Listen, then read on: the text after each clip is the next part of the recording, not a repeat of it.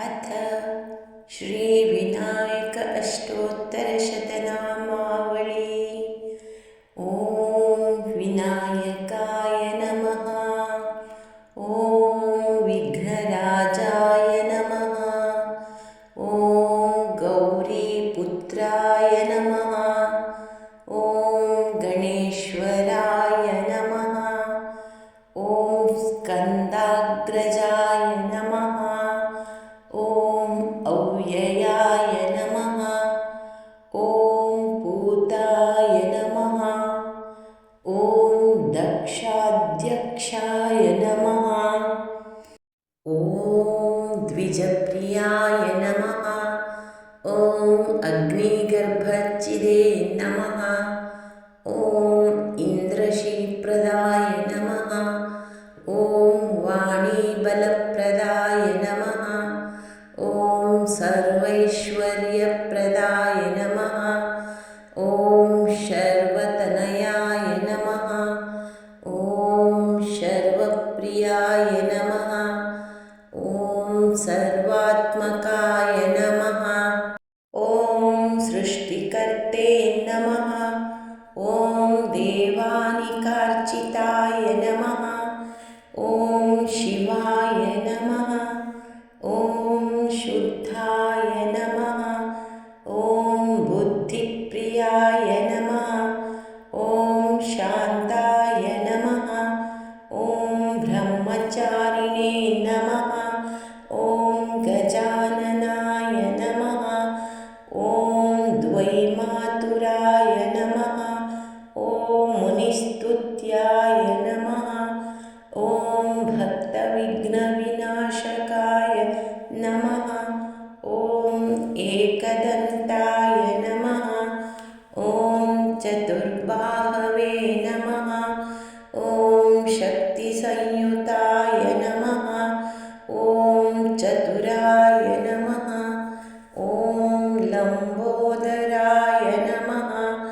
ॐ शूर्पकर्णाय नमः। ॐ हेरम्बाय नमः। ॐ ब्रह्मवित्तमाय नमः। ॐ कालाय नमः। ॐ ग्रहपतये नमः। ॐ कामिने नमः। ॐ सोमसूर्याग्निलोचनाय नमः। ॐ पाशाङ्कुशधराय नमः। ॐ चण्डाय नमः। ॐ गुणातीताय नमः।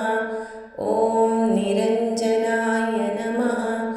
ॐ अकल्मषाय नमः।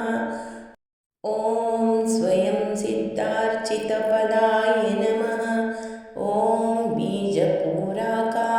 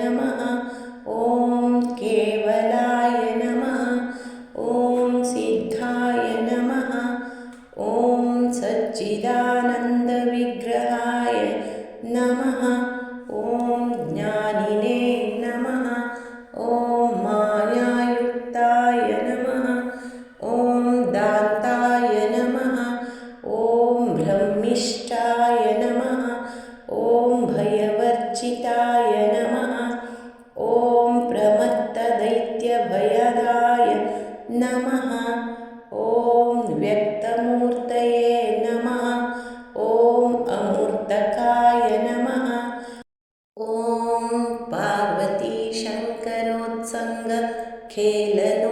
पार्वतीशङ्करोत्सङ्गखेलनोत्सवलालनाय नमः ॐ समस्तजगदाधराय नमः ॐ वरमूषकवाहनाय नमः ॐ हृष्टस्तुताय नमः ॐ प्रसन्नात्मने नमः ॐ सर्वसिद्धिप्रदायकाय नमः इति श्रीविनायक अष्टोत्तरशतनामावली सम्पूर्णम् ॐ तत्सत् सर्वे जनाः सुखिनो भवन्तु ಧನ್ಯವಾದಗಳು